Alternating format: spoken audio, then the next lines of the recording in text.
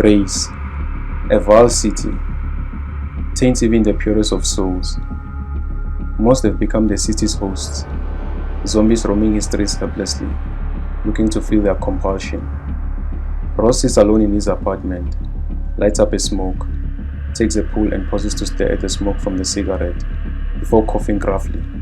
Though shameful, he can't stop, like a puppet under a master spell, yet another victim of grace. Ross is delighted. The excitement provides a stimuli a smoke can barely fulfill. Michelle Smith's trial is today. He nailed them. He knows they are guilty.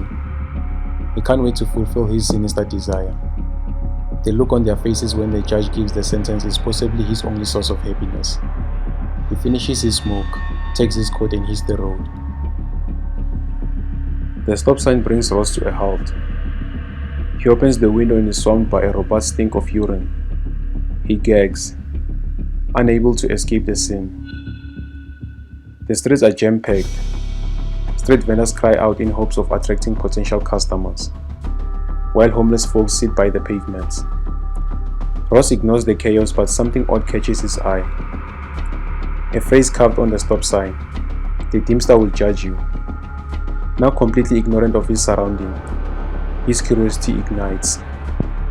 The Deemster will judge you? What the hell is that supposed to mean? His thoughts begin to wander. You never know what's coming next, what's hiding behind the walls of this rotten city. The sound of horn pulls him back to reality as he quickly drives off. A cloud of thoughts linger his mind, trying to make sense of the idiom he just saw. His mind is swiftly absorbed by the Smith case again. He parks outside the courthouse. He is early, just how he likes it. The prosecution starts at 10, with plenty of time still. He sits in his car in anticipation of the outcome.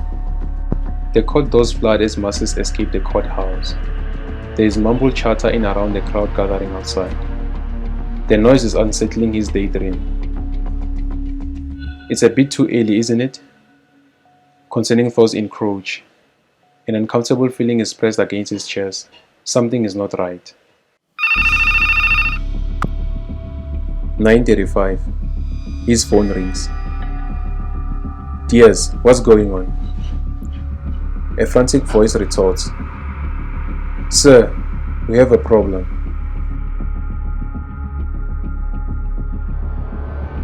We heard her. Justice was to be served. Now this. His stony eyes gazing at Diaz standing among other officers outside the house as he arrives. He gets out and confronts Diaz. He is livid. Where is she? Inside. Diaz leads him into the house. He finds Michelle Smith and her mother. Certainly a traumatic scene. The other officers would not even enter the house. Baffled, they try to make sense of the event. What on earth is going on here? Diaz asks, craving an explanation to read their confusion. Ross stands quietly examining the crime scene. He gets emotional, not able to hold in his tears. He turns to a corner of the room hoping no one noticed, as he wipes his eyes. He misses them a lot.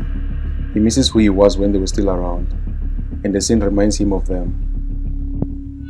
He brushes off his emotions, now focused on potentially solving the case. He gets a hunch, his eyes open wide. Do you think this is connected to Jamie Smith? To avenge him? Perhaps, but how? He had no family ties here, no friends. Who would want to kill them? You're right, stroking his chin in muddle. He adds, maybe Andy? Why though? He killed Jamie Smith for her. We know he's capable of killing. Perchance the paranoia got hold of him, thinking they'd sell him out, put the blame on him, painting him as the mastermind of the Jimmy murder in attempt to reduce her sentence. Then how do you explain the letter carved into their flesh? This looks like someone thirsting for attention, not trying to avoid punishment. Although far-fetched, it's still a possibility. We should talk to him. They head out. A dim journey as Ross is saddened by Michelle's death. We heard her, the words lingering in his mind. He was looking forward to the prosecution. now required to investigate another man. A day that started so well, encouraging a delayed ending, now turned dark. They worked hard on this case. He feels the killer took the shine from him. It's personal. His inner monologue is broken up as they arrive at his house. Diaz sees the broken door is slightly open.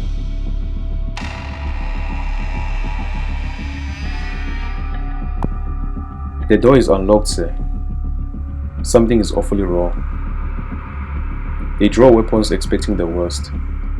They carefully step inside the house. Grace Police Unit. Anybody home? Andy!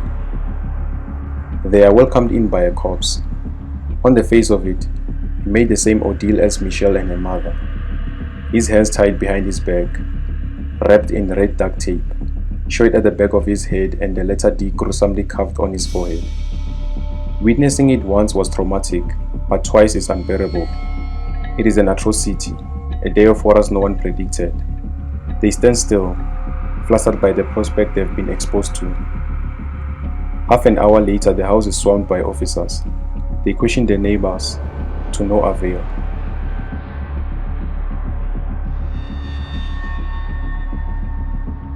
It's the following day. The whole station seems horrified. Ross and Diaz still charmed by the triple homicides. Just a month ago they were celebrating solving the case, but now the worst has happened. In the middle of the devastation, a small package is delivered from an unknown source. It's a recording. Curious, they waste no time to play it. An uncomfortably rough voice prevails. "Hello, officers. The liberty of grace, or so they say. There's no liberty here, only suffering and chaos. A city in turmoil, while its supposed protectors fail to restore order. Lawbreakers thrive effortlessly, feeding their neurotic endeavors at will, knowing repercussions are absent. You are failures. This city is failing, and it needs rectification. Order must be repaired. It's a city where lunacy booms. Degeneracy is rule, and is filled with fiends. We need a protector, a role I am willing to seal keenly." Michelle and Andy, they had it coming. Her mother too, that rotten soul defending her wicked daughter knowing she was foul. They were judged by my grace, for grace. Spread the word.